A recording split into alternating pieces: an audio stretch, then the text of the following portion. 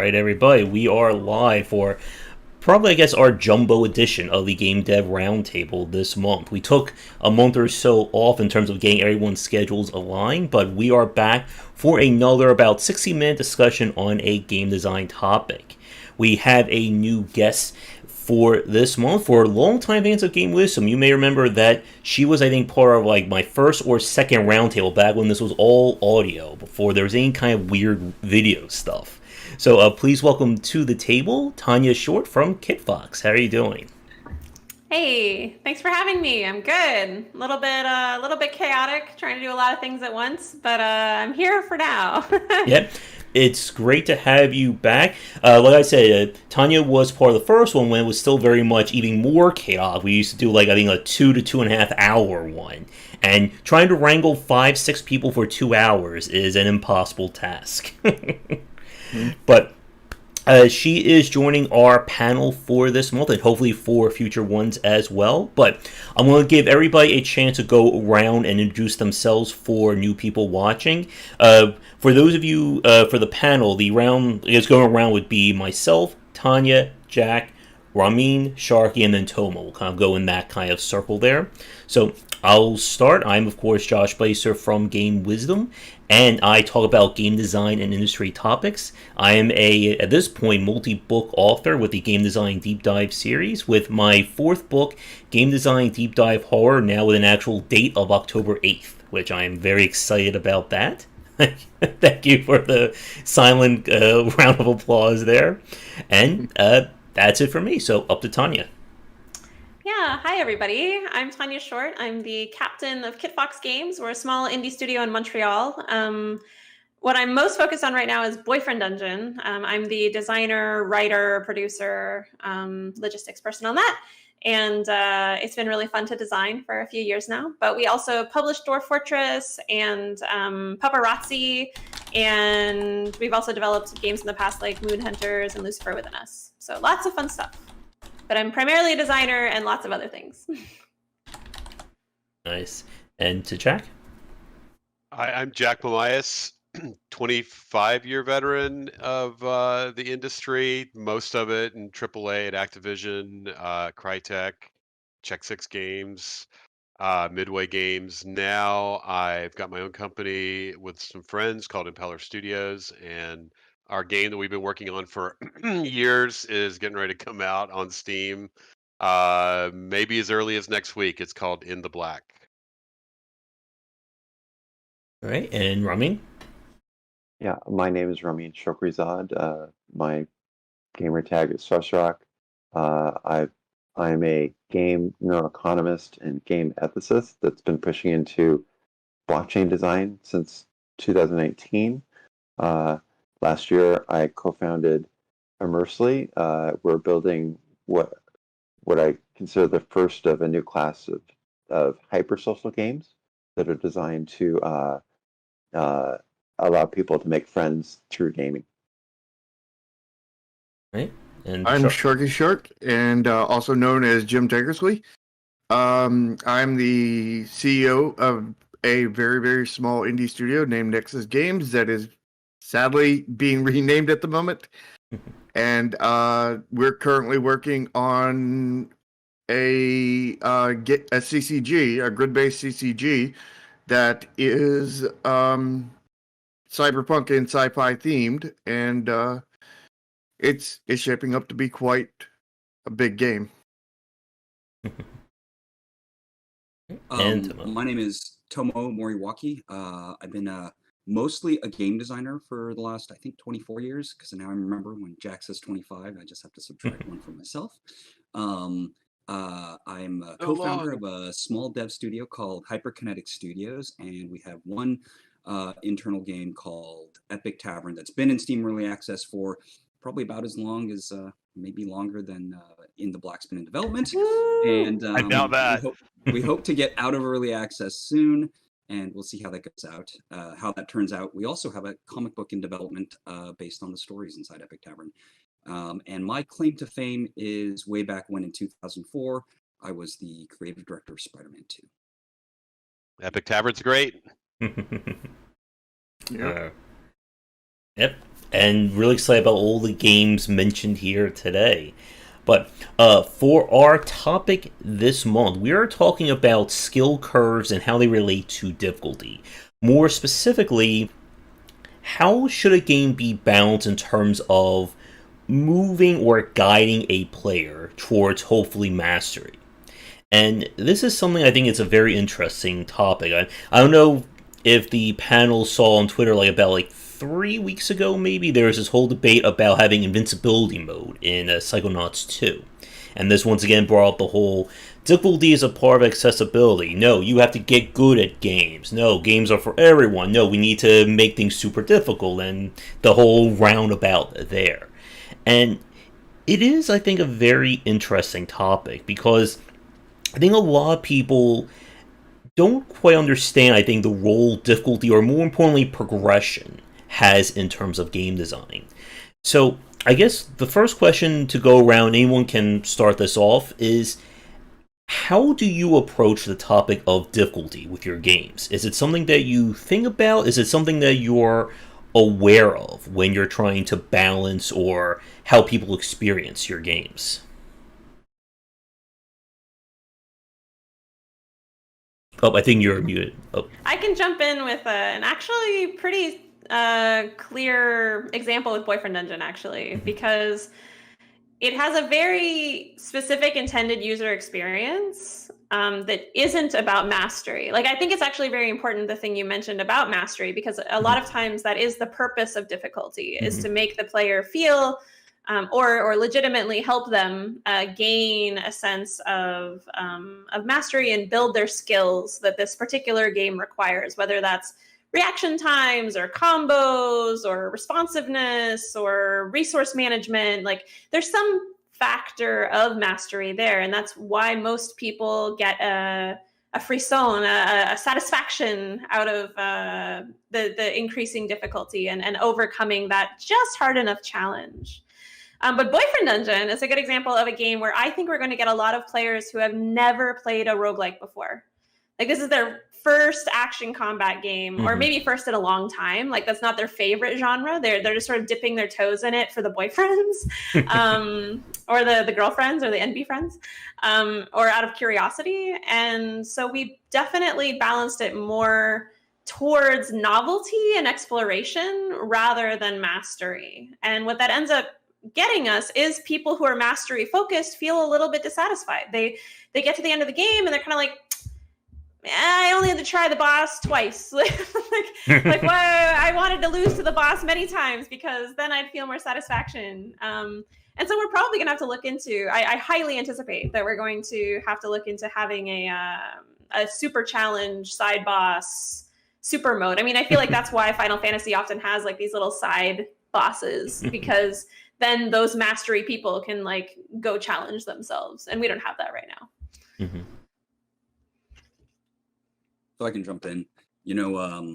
I think of difficulty and as kind of think of it as a pump of some sort, right? That accomplishment drives you forward in the loop, but the reward sort of has to then feed back in and come back around. And so that I think a lot of people that complain about difficulty are actually complaining about satisfaction.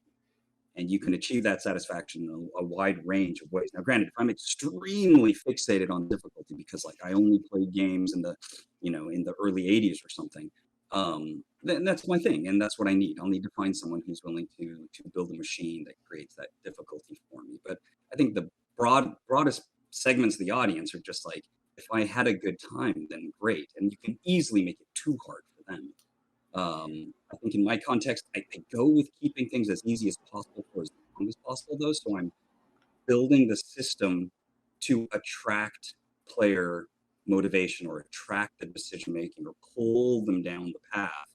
And then only once I've kind of played that out or gotten the system as kind of positively focused as I can make it, then start turning up the difficulty until we find maybe a right relationship between that difficulty and the attraction to go forward. I think it's difficult if you have a game that's supposed to have any tension. I mean, I think that's where some people have legitimate complaints about something like Boyfriend, and you're like, oh, I went into the boss fight with all these expectations because they have years and years of built up expectations and literacy in these systems. Like they've literally trained their whole lives for this moment. Like they've gained all the skills of reading the HP meters and the mana meters and the attack names and the iframes, you know, like they know the windups and the cooldowns, and like when none of that really matters, I can understand why it's sort of a letdown. That like, well, I was expecting, you know, to be tested, and in the end, I just, you know, pressed some buttons and saw the cutscene. Yeah, I think that's a good point, though, right? If you have choices that you can make and they don't end up having the impact that you expected, then you kind of did that thinking for nothing to some extent. Sorry, Jack, go ahead. No, great points. And the way I look at it is, on one hand, artistic integrity. When you're making a game, I feel that it's a game and it needs to be beaten, right? That you need to win the game. So for me, I mean, starting at the very beginning, my games, I made them hard. I mean, I made the MechWarrior 2 games. I made, some of them were so hard that, you know, there were many people bitching about them, but we still did it because when you beat the game, it felt great, because some people couldn't beat the game, and there's going to be victims. Now, the other side is, you know, monetary success and critical success that you want. That if you're seeking that, you've got to make it playable by everybody.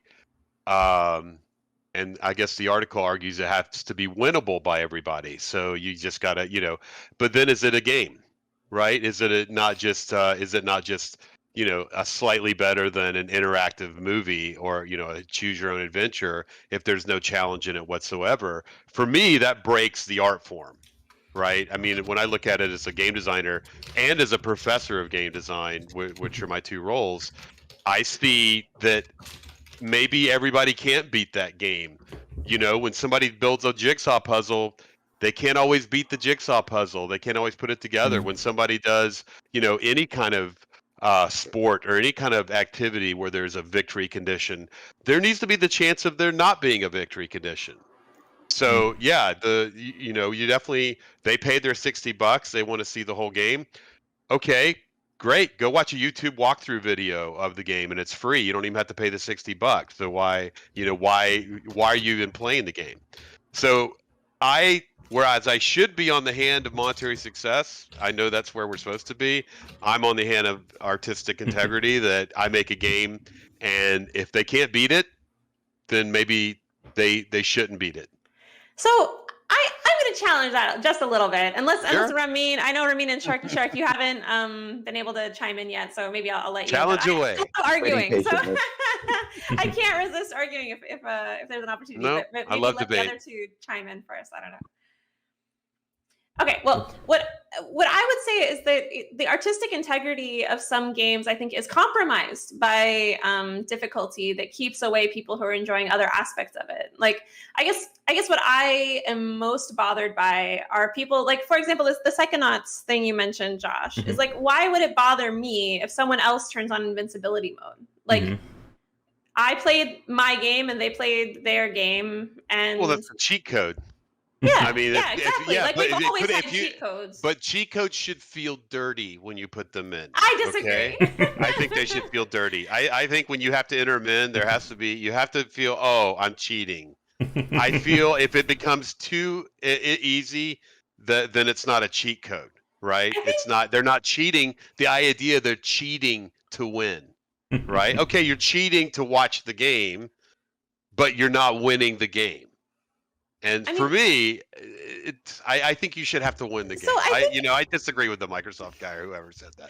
I think that maybe we're playing different games. Like, I am one of those people that's not very mastery oriented. I gotta admit, like, I don't get that much satisfaction out of completing a difficult challenge by itself. The novelty I'm into. Like, I get very excited about discovering a new type of reactive attack or something like that. But if it's really just like, I need to jump better and I need to have the timing better, I am out. Like, I quit. Well, that's just a poorly designed game. There needs to be alternate solutions. There always needs to be alternate solutions to winning. It can't be just one thing. There should be, if you're a good designer, then you should put ways in for almost everybody to win. There should be ways to overcome that challenge. But like the right? core argument that like the mastery itself is what makes completing the game meaningful is what I'm challenging, because I think that that's true for some people, and that's true maybe for some kinds of games, especially games that are extremely hyper focused on one particular play experience. But it feels like most of the major games that have been made the last 20, 30 years have sort of tried to straddle this line where like there is the mastery component and there's also a story component, and there's also this exploration component. And if there are other components, if it's not just an arcade shoot 'em up or something like that, why would someone finding meaning in completing the story without challenge? Like I don't understand why that has any impact on the integrity of anyone else. Why don't they just watch it on YouTube then? Because they want to press it themselves. But they don't want to press it, really. They only want to press it a little bit. They want to hit the skip button. I think. Well, I mean, go ahead, Merman. The argument of it doesn't affect anyone else. As you know, I only make online massive multiplayer games, and in that type of environment, your difficulty, if you change your difficulty, typically by spending money in a poorly designed game, you can change the difficulty for everyone else in the game at the same time. And so that does have ramifications for everyone's gameplay experience. But I'm a little reluctant to go down that rabbit hole right now because it could end up being a very long conversation. So what I wanted to say is that games used to be much harder, primarily because for technical limitations, it was difficult to save your game. And now, typically, in most games, you can save your game because there's not a technical limitation. That's fairly easy. But as soon as you can save your game and do it over if you screw up, it's almost a certainty that if you're patient enough, you'll win a game. And I think that you lose something when you have that assured win. In fact, I could get into the neuroscience of how your dopamine levels go down substantially if you know you're going to win. So to combat that, games have recently been introduced where there's intentionally no save. And generally we call these rogue games, going back survival games. Yes, I mean, I used to love playing Rogue on the in ASCII on the UCLA mainframe until they would kick me off back in the, I guess that would have been 1980s, late 1980s. Yeah, but Champions of Kryn. Yeah, but I mean now that's become a real thing. And then the thing is, the games are supposed to be so hard that you can't beat them, but generally to help accommodate the players who are not as good maybe at the game initially, when you fail, you go back to the beginning, but with some bonuses that make it a little bit easier every time. So again, if you're patient enough, instead of just reloading from save, you can just keep losing until your bonuses get big enough that the game difficulty is easy enough for you to get to the end. It's just another way of handling the same thing. But I don't think a Dark Souls guy does that. I honestly haven't played Dark Souls, so I don't know how much you can save in that game, or whether it's a you can grind your way into it being easier eventually, but it will destroy your soul, literally. But you can grind your way into it, and I've got some games I played that I hated until they became so hard that I couldn't beat them, and then I loved them. A lot of JRPGs would be boring to me until I get to a boss that I can't beat, and then I start to configure the characters and look deeper into trying to beat it, and I got a little farther that time, and then I got hooked on the game. And if I could have just bypassed that, I would have hated that game, and I said I would never play a JRPG again. So for me, being able to beat the game without being able to earn beating the game, that to me defeats the purpose of it being a game. And I respect Tanya. I totally respect you. I totally respect what you're saying. We can disagree. Your point. Every one of my bosses at Activision would agree with you. Every one of my bosses ever in the industry would totally agree with you. This is why I'm the bad boy designer, because I make stuff so hard that sometimes it's probably too stupidly hard. Like the game I'm working on now is way too stupidly hard, and it's hard to get people to actually stick in there and play it. So now we're gonna like, okay, how do we dumb this down when we're supposed to have real science? So now we're having to like jump through hoops to make it so the noobs can play it right and get into it, because I definitely don't want to make a game that I can hang my integrity medal on, and say, oh, I made it, and nobody plays it, right? So it's like, oh, I screwed up somewhere, because you want everybody to play it. But I don't think giving them the ability to win it, I don't know if that would make them stay. I think the ability to train them to win it, or I need to do a better job to help them to defeat it along the way. If I'm a good designer, right? I'm going to give them the tools to beat it, and I'm going to give them a way to beat it. I mean, I think for me at least, like there's so many other things I could do in life if I wanted to do something hard. Like I could learn to speak Mandarin, and like that's really hard, but also like valuable as a skill. Or like I could learn to play cello. I gave up on it some years ago, and I always regretted it. And I think that's part of the trick is like games are supposed to be hard, but in a immediately rewarding way when it works for mastery people, right? Like you get more joy and more pleasure per second than you could from a real skill, but like this fake skill is like more fun, and it's more you can do it more. Is it a fake skill? The League of Legends guy winners make how many millions a year? Those guys? Sure. That's not a fake skill. I think it's That's really a real skill. important that we make the point that there's too much audience behavior that counters the statement that a game needs to be about mastery and skill expression and winning or losing. That said, there's obviously a significant and major segment of the audience for which that's very important. But the issue I took with what you said was to conflate artistic integrity with difficulty, because I feel that is dramatically off target for me. Like I feel that artistic integrity I respect that in too. creating an experience is about creating something where a person can interact with it, and as a side effect of their interactions, that what you devised for their path plays out in a satisfying way for them, right? And I mean, if we take a game like Journey, for example, whose skill curve is not at all very high, whose artistic integrity is almost getting to 11 out of 10, right? So we know that those examples are out there. And that's not to say that it doesn't take from skill expression for it to be, it doesn't steal from them to say that there are other ways to do it. But we know that there are other ways to do it. In fact, for some players, you can do it with a slot machine. Well, that's a good point. When I say artistic integrity, I was mostly speaking about with regards to the kind of stuff that I make, I guess, because I don't make casual games at all. I make simulators, and I make hardcore shooters, and I make stuff that's like supposed to be immersive. So for me, that is a different story.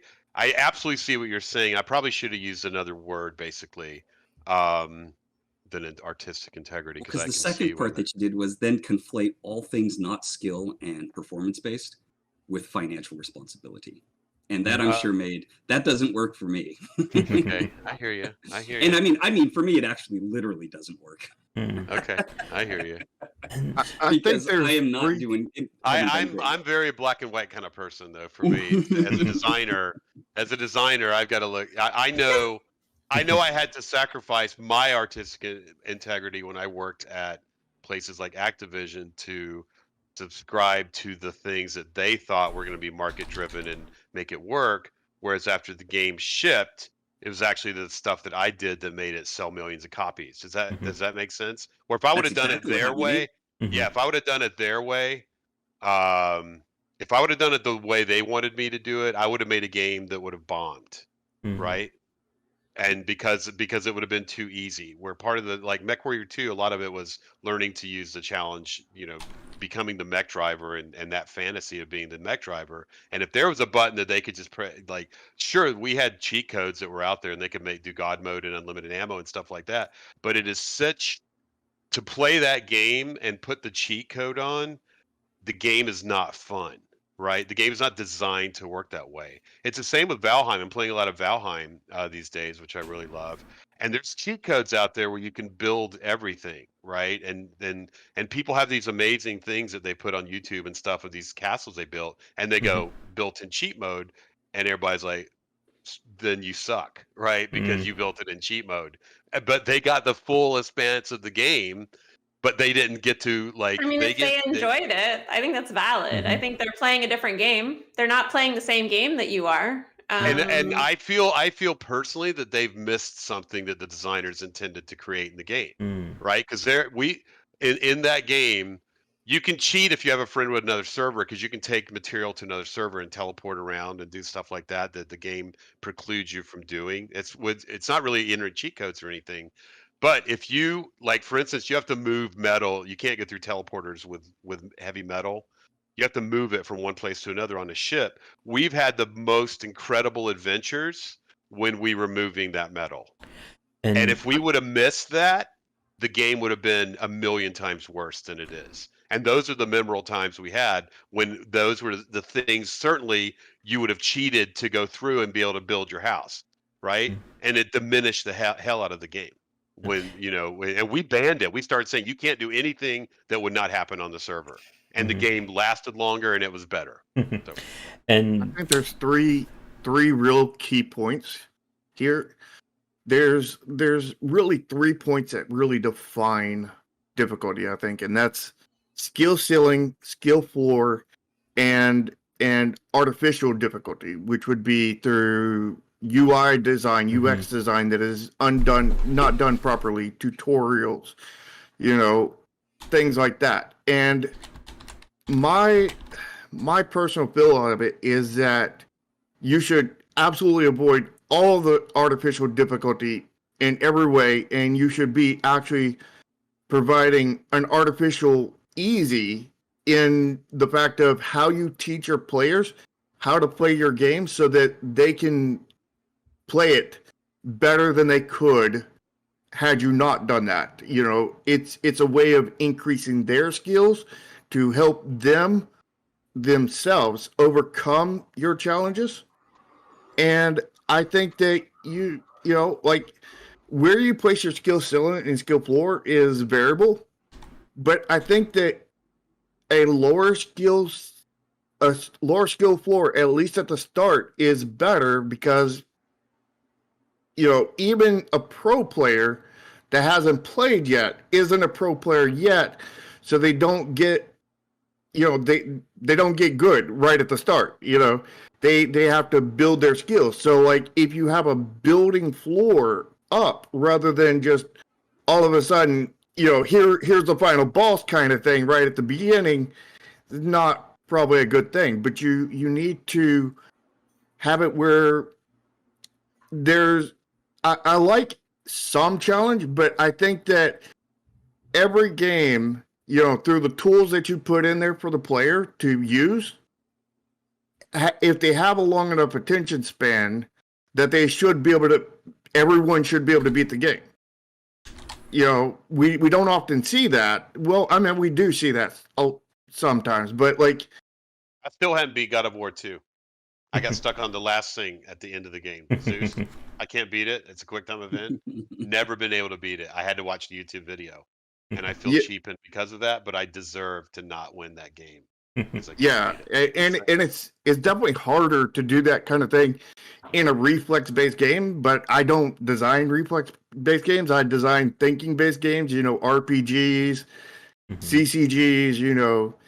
Anything that's really, more challenging your mind than your reflexes kind of thing. So it's one of those things where I'm trying to give them all the tools they need to be able to think over these challenges, or if they can't think over them, they can just over level or in matchmaking, they get paired against a lesser player kind of thing that's on their skill level, so that they have a proper challenge for their skill level and they're able to overcome. And I think overcoming a challenge is dependent on how good the person is. Because, like, I think overcoming a massive challenge to somebody with a massive amount of skills feels about the same as overcoming a minor challenge with somebody with minor level skills. So, like, I think that overcoming challenge is really based off of the player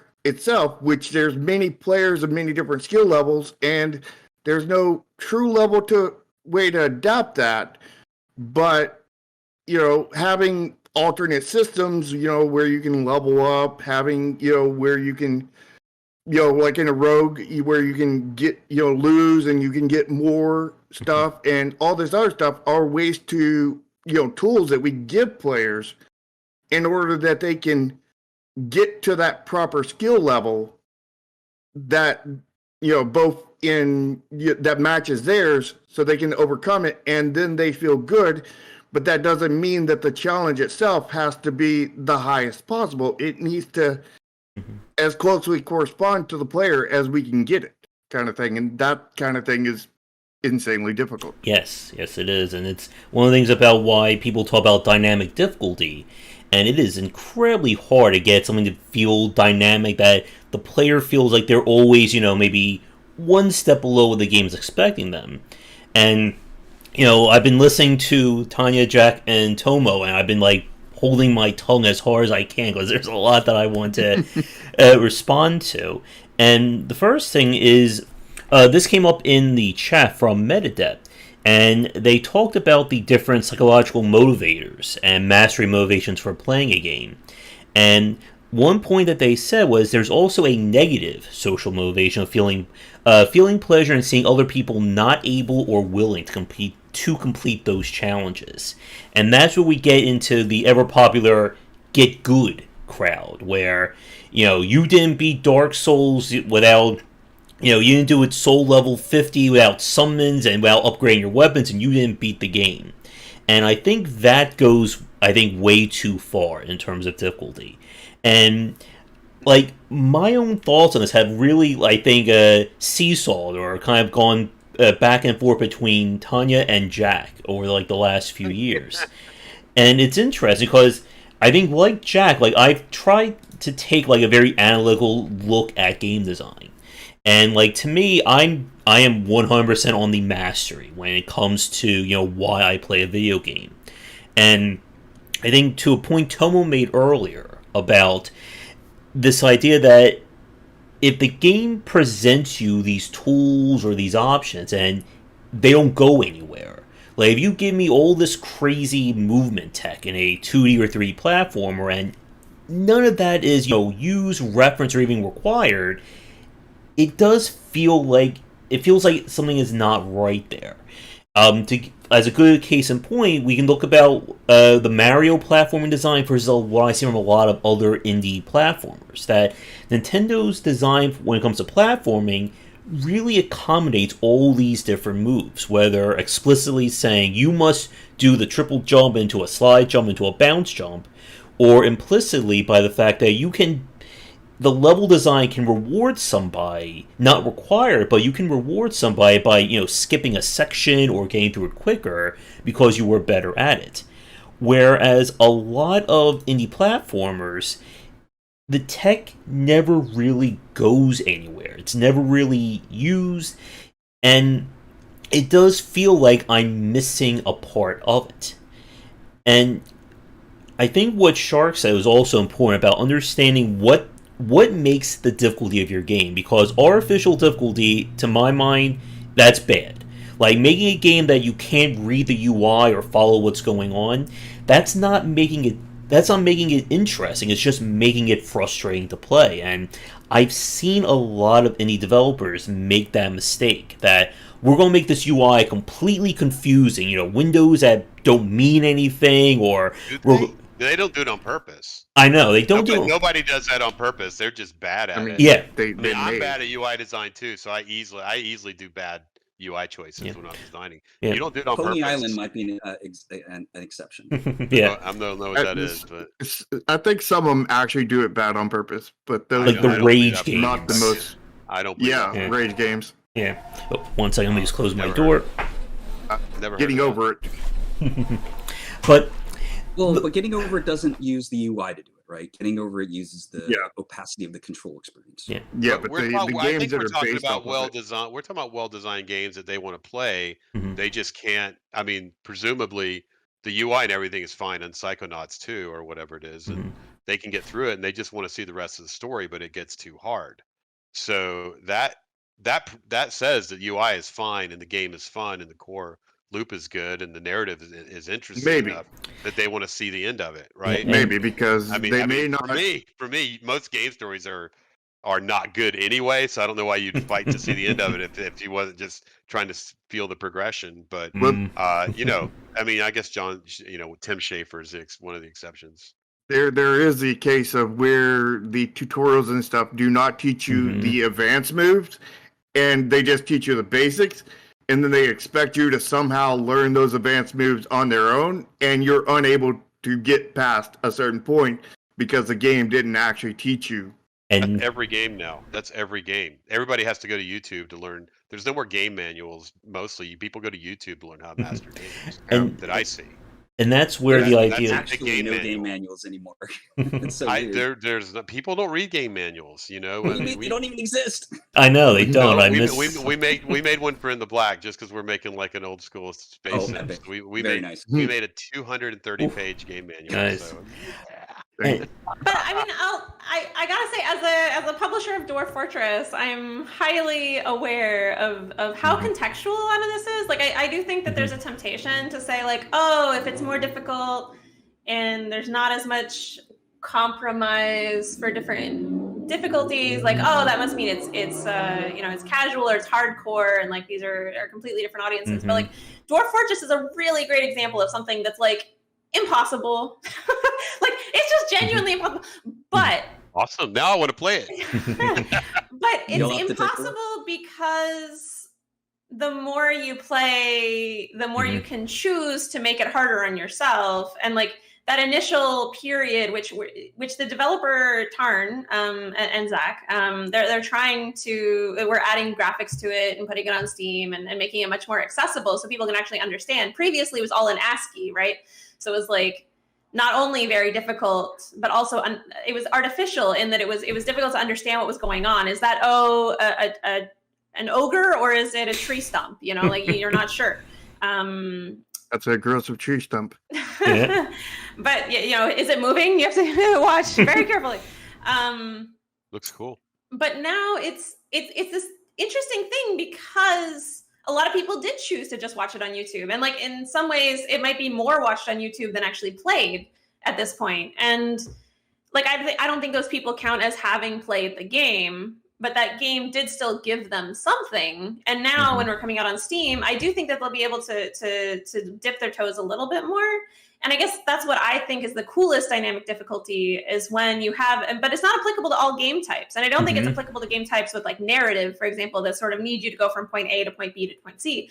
But if you have this simulation where like you can choose at any moment to make it harder, then it becomes much more like a sport or a language or a musical instrument or something where it's like, okay, I figured this out. Now I'm ready for power chords, or I guess that's the easy part. But anyway, yeah. Yeah, and like that was what Hades did really well with allowing you to adjust the difficulty as you see fit. Exactly. I mean, and I mean, they started doing that with even Bastion, right? Like Supergiant has had this really great history of letting people make it slightly easier or slightly harder for themselves as they go. And people still consider their games extremely hardcore, even though they're extremely mainstream accessible also. Yeah, and like I'm not opposed to that at all. I'm not opposed to difficulty levels in games, right? And I like it, you know, when the games even says this is a little hard for you, maybe you need to try a lower difficulty level. And for because me, you're definitely like, okay, maybe I'm not feeling it the way I should feel, but you're making that decision. So I'm fine with that. And like for me, I just go straight to the hardest difficulty, as Shark knows, when I play on stream. Except for when you don't, and then chat and I write about it. Like, why are you on the next to hardest difficulty? You need to be on the hardest. And I think bringing up Dwarf Fortress is a really good sort of sidestep here because like it's in this category of games which appear extraordinarily difficult actually, because for the vast majority of players, if they're not willing to put, like, in the case of Dwarf Fortress, I'd say it was probably about 25 hours before I felt like I was making sense of what I was doing. And that's not for everybody. Yeah, I and wanna like play this. Many people, right? And this is the same kind of game that I put into the category of like Crusader Kings series, Hearts of Iron series, maybe to a lesser extent things like Stellaris. But this kind of like, you take a game like Civilization and you just make it way more complicated, which, by the way, Six Ages and King of Dragon Pass are also in this category as well. Oh, yes. And I think for those kinds of games, there's a purely conceptual difficulty. There's basically a degree of complexity that's going to take you a certain amount of time to understand. And how does that connect to, there's this reflex challenge that you're going to have to try 200 times to overcome. And like, I think what's also interesting about almost all of those games you named, except Civilization, interestingly, is that there is no win condition. Also King of Dragon Pass and Six Ages, also they have a win condition. But it's very, very common in all of these games to pick your own goal for like what counts as beating Dwarf Fortress. Like nothing, it doesn't exist. There's no such thing as winning Dwarf Fortress. Losing is fun is like the tagline, but it's because you can simulate your fortress for 1,000 years if you want to, and they're not going to stop you. And like, does that make it less of a game? No. But like when people say that a game has to be a certain difficulty to win, like winning itself feels artificial to some degree in some genres. And there's 2 points I want to make. I know Jack has to leave in a few minutes. I want to see how far we can push things, but there's one question I want to ask everybody about, and then I want to get to this comment by Caesar. But this is the thing that I want to bring up, especially about this discussion on skill curves and how they motivate somebody. And it has to do with Celeste. Now, Celeste is a very celebrated game. It is both a brutally difficult platformer, almost Kaiser-like. It's also a very emotionally driven, story-based game. It's a title that it got a lot of credit and it got a lot of notoriety for its assist mode. The idea that, as we were saying like earlier, that you can literally turn on the cheat menu at will. The game will not reward you, it will not punish you. If you want to make this game infinite jumps, infinite damage, whatever, you can do that. But when I look at the completion rates for this game, I've been doing this a lot on a new show on Game Wisdom, Celeste has higher churn in terms of player interest and player engagement compared to Dark Souls. And Dark Souls, as we know, is not the most approachable game. It is it's not only the complete opposite of Celeste, but it definitely occupies the other end of the spectrum. And I think what I want to ask the chat about, I think this kind of gets to somewhat of a point of what Jack was saying, that if everything is balanced, if this is a perfectly balanced game, and the UI is on point, the gameplay is on point, moment to moment, etc., it's going to, I think, do more to keep somebody invested, as opposed to a game that just says, literally, if you get stuck, here's infinite jumps, here's, 100% you will never take any damage. You can close your eyes and push forward, and you can beat this game if you want to see the story. But it did not seem to motivate the player base to get as far into it as the same people or the same audience of Dark Souls who pushed further despite not having all these additional options. And I want to kind of get thoughts from the table on that point. We should let Jack go first. I don't want to go first on this one. I think I actually think this is a really good example of exactly what Jack was talking about. Is like, this game is mastery oriented. Like, that was the number one talking point that everyone was discussing. That is a mastery based platformer. And I do think that and maybe half of this is my marketing product design business person talking, but like that target demographic does not want to be able to skip things. Just like Jack was saying, like that's a particular type of person that is insulted by the idea and like demotivated by making things easier. I mean, unless it's like a whole mode shift or something like that, but like specifically putting on cheats and things. I'm sure it was appreciated and celebrated for it, but I'm not surprised that then that specific demographic changed it. Now, if we were looking at something like Firewatch or something like that, and they added something that made it even. I don't know how you would make that game easier, but let's pretend that there was a cheat mode to make it easier. It always put an arrow to show you where to go. I bet it wouldn't affect their completion rate that much because that was marketed at a different demographic. But I don't know. Good point. I think I have an issue with Celeste's design as a whole. Like, I feel like it goes too far towards Kaizo, but like, I don't even know what most of these words are. I feel like the just cheat mode is doesn't help it. I think it only does a disservice because I think that you need more stuff in game to make it accessible rather than just give up and put cheat modes on.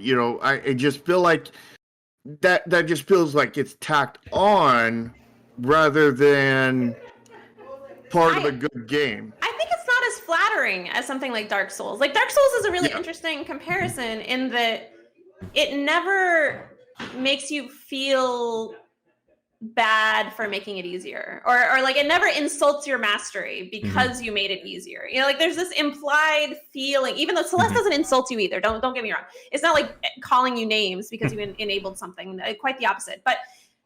But your sense of who you are, your identity as a masterful gamer is like not challenged by the fact that your stats are going up in Dark Souls. And maybe it should. I mean, maybe it's just all numbers in a spreadsheet somewhere. But like for the player experience and people who identify as wanting a masterful challenge, like they want to be tricked into an easier mode, I think, because it hurts their ego. Like they're being threatened. Like what do you mean I'm not good at this game? Like can't I just make it a little bit easier within the world, like in the game world, in the context? Like maybe if a character in Celeste could like sell you something that would give you something, like that would feel better. I don't know.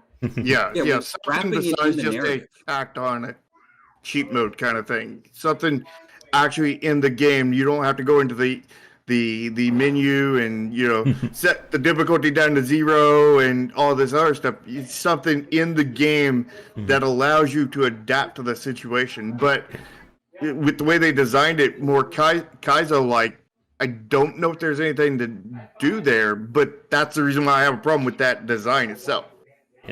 What did you say, Tomo? You kind of said the same time as Shar. I didn't quite hear you. No, it's just the same. It's just the same thing, basically. But this idea that if you wrap the advantages into the narrative of the experience, then you don't have to feel like it's a cheat code. You can feel like it's a valid part of the game, and you're taking that path.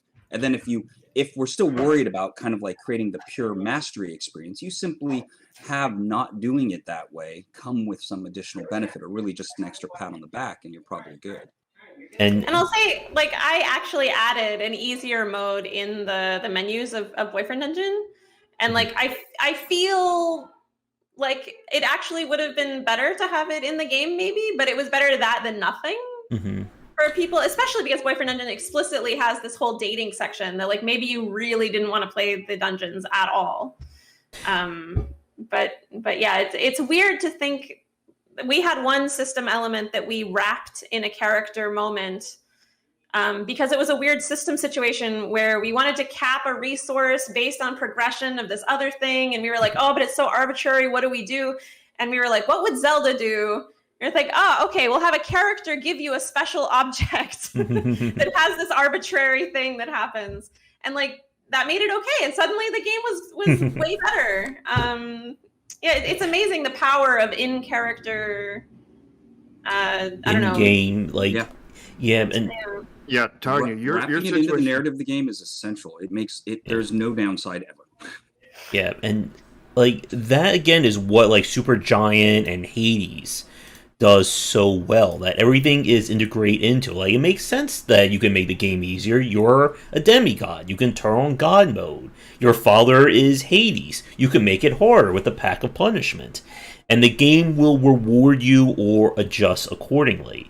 And we are about like 54 minutes, and I know we said about an hour, so I'm trying to speed through this. And one point that Cesar, I hope I didn't butcher that too badly in chat, brought up that I think is very important, is that with the game Slipways, that when you make it harder, the hardcore players are performing worse than casual players because the difficulty in that game affects how much the money and that kind of system affects how you play it. And I think this goes back to something what Jack said, and we talked about earlier, that if your game is not balanced right, like if you're not really keeping an eye on what your skill curve, your skill floor, and skill ceiling are, the difficulty settings can feel imbalanced, either making the game just feel completely unfun or frustrating to play on the higher difficulties, or that point about that just feels like you're going through the motions on the easier ones. And it's why I think this is why I always say that difficulty is hard to do right. Because if you make it too hard, you're churning a lot of people that way. If you make it too easy, people are just going to go, okay, so I just, hold forward and close my eyes and I'm done with this game, Well, that's why you got to do the Genova Chin flow zone, right? Anxiety versus boredom. And that generally But works. like Hades doesn't have difficulty modes per se, right? Like It's they have a modifiers. customizable. What kind of difficulty do I feel like today? Kind of magic. Sushi experience. Yeah. That sounds like good design. So they designed a way for the players to beat it in game. That I'm a big fan of. Right? And they wrapped it in the world and the characters as well. If it's integrated into the experience and it's contextual and it works, that is only going to enhance the game for me, and that's fine. And I mean, I in Crisis, I had a lot of ways you could beat that game really easy if you did not try to go into full combat. You could stealth through a lot of the combat, and some people liked it and some people didn't, but it was just an option for people if they didn't want to do that. In Battlefield, when you're playing, you can be a medic and not really be in combat, and you're still kind of winning the game by being a medic and not doing the super hard stuff. You're just curing people on the battlefield. And that makes that game a lot easier for people to win at, as opposed to frontline units that are grunts that are, slogging it out with their guns. Yeah. So if it's integrated into the game, I have no problem with it being as easy as the designers want to. But like I said, when I brought it back to artistic integrity, you as a game designer, you're putting a challenge in front of somebody that you want them to win. If you look at it at the very barest state, I mean, I know Journey is another thing that you would talk about. Not Journey the game, but the journey, the quality of a journey through it, rather than just journey before destination, right? If that's what you want to do, if you're still putting them a challenge for them that you want them to win. That's the way I look at it as a game designer. Because when they beat my game, I roll the credits, right? So they get to look at it and they get to see that they beat the game, and that is in a way is the reward that they got for beating the game, because they're seeing the end of the game. And those that earn that, when they get to those credits, that is an experience that you don't get in other media, right? If I play the easy mode and I go through and I hit the credits, I might look at the credits because the art was good or the story was kind of okay. So get through all the gameplay stuff because I don't care about that. Blah blah blah. Oh, there's the narrative. There's the voice actors who did that. Cool, right? But they don't get that feeling. I don't. At least speaking personally, when I win a game, if I get the credits and it was a great game that was hard to beat, I'm crying. The game is so good, as opposed to if I just hit a button. I probably would have cried at the end of God of War 2 if I could have beat Zeus, but I didn't. I had to go watch it in a video, and it wasn't the same, right? It was a letdown for me. But I still feel that game was great because that was hard. Even though it was kind of a cheap ending, it was a bad, turn-based, not, what do they call it, quick time event, which I hate. It's terrible game design. And I do want to point out one thing with Tanya. She has a very unique challenge with the difficulty of her game because she has two different genres in her game. So like there's almost like two different separate difficulties there, and depending on why the consumers bought her game, they may want to make one part easier and one part harder, and or vice versa. depending on who she sold it to, and that's one of the big challenges about dual genre games, and why, a lot of the people that we teach here, more, beginners kind of thing, they need to stay away from dual genre games until they get some experience underneath their belts, like Tanya has, because that's very hard.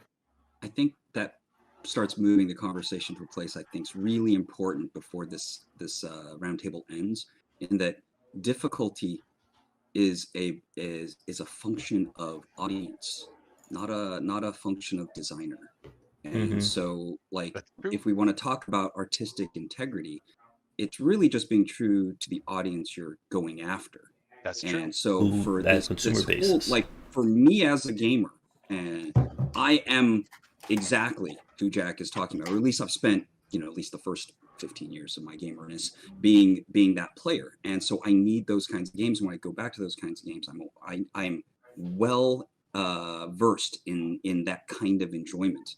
But for many other kinds of games, the whole curve differs. The expectations differ. If a whole large segment of users don't want difficulty, then you're doing a bad job if you give them that kind of difficulty.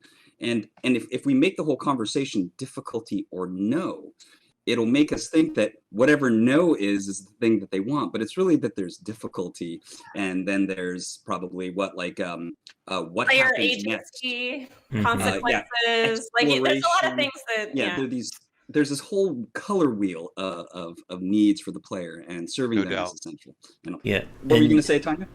I was just going to say player agency and consequences are ways that other genres that aren't mastery oriented tend to talk about difficult or challenges. Like, in narratives, for example, it can still feel dissatisfying if there aren't consequences, if the player doesn't feel recognized, and it does feel like it shares a little bit of a design vocabulary with difficulty design and mastery design, but it is a different experience you're offering. Yep. And so, it is about, like, who are you talking to? What conversation is this game having, and what is it building on or building away from? Like we are, since half of our game is roguelite, we do sort of assume some things about what players will understand, but for players that didn't, hopefully they can catch up very quickly. But that's the trick. That's a good point. And certainly it's the artist and the author who has that decision and what they're making themselves happy with, and that, as far as I'm concerned, if the game designer, they want to make their game easy and they want people to play through it and they want people to see the story, then they've done a great job. I have no problem with that whatsoever, because that's what they set out to do. That's what they wanted to do.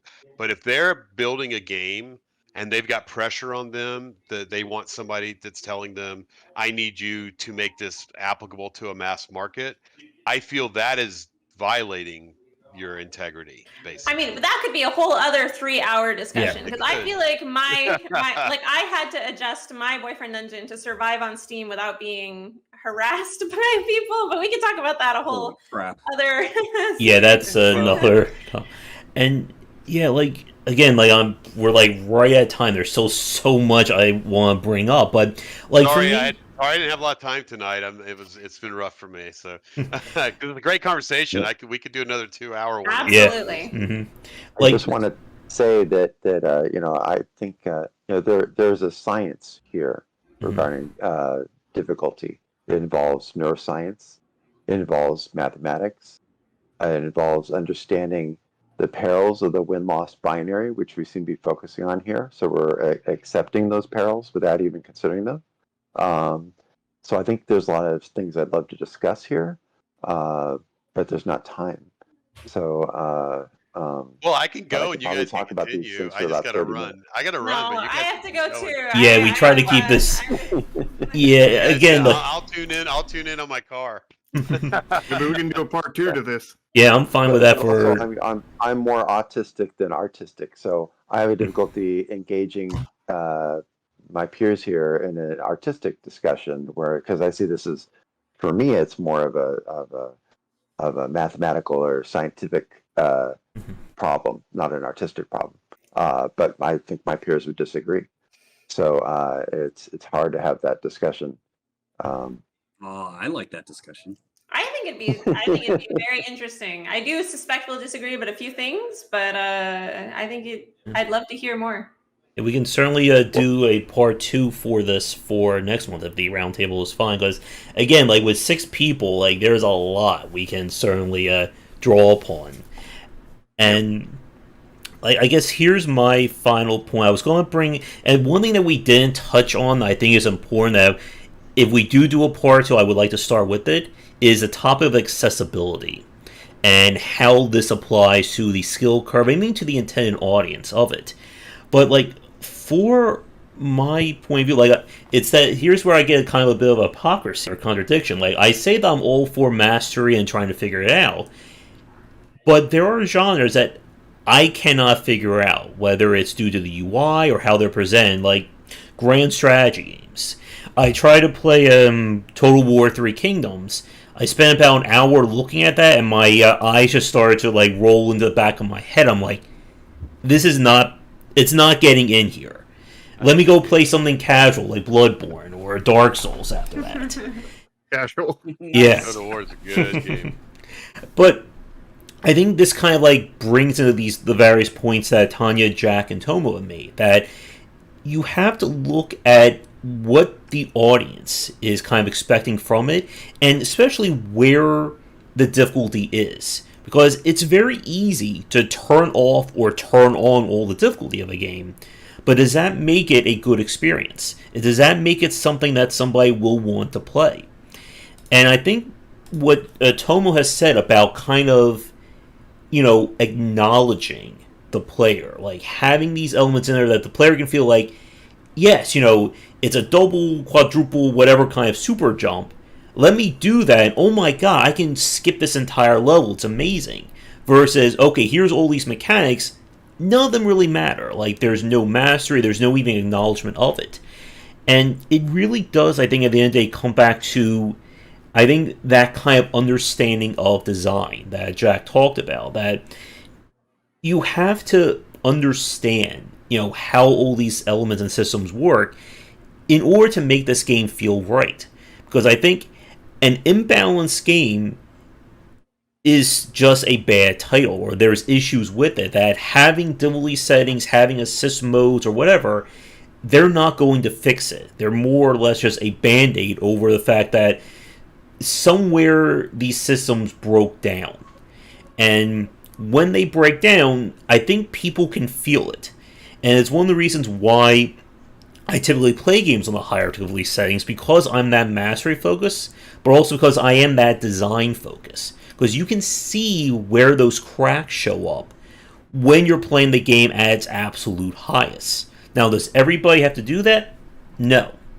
But if you don't understand, I think, why people don't play a game or why they're finding it difficult, I feel like that comes back to bite you as a designer when you're trying to pitch your next game or you're trying to experiment with some other design.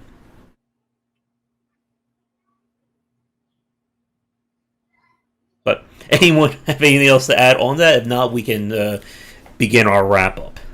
Thanks for having me. I've got to go. All right. In that case, very quickly, if anyone has any projects they want to plug, any social media, feel free. So, Tanya, since Tanya and I have to go, I'll let you two go first. I don't know if you've heard of this game called Boyfriend Dungeon, but you should look for it very soon. All right. To Jack? So I've just finished I wouldn't say finished, we're at beta, so we're certainly not finished. In the Black Space Combat Simulator, talking about hard difficulty. This is very hard, but fun. That is going to be coming out we're doing a Steam playtest, probably shipping next week. So look for In the Black on Steam. And Rami? I'm designing Star Garden. It's a hypersocial MMO that facilitates you getting to know the people in your local neighborhood over time, hoping to reverse some of the damage of the pandemic and social media. But I don't think we're going to be ready until late 23 or early 24. So it's still a ways out here. I'm working on Neon Continuum. It's still fairly early. We do public playtesting in our Discord. It's a CCG that's grid-based, very unique mechanics to it. You know, a lot of people have made references to Go in it. But yeah, it's a very strategy first, monetization, is there, but it's in a way that it's not obtrusive. It's more consumer friendly kind of model. Someone will find a way to complain about it, I'm sure.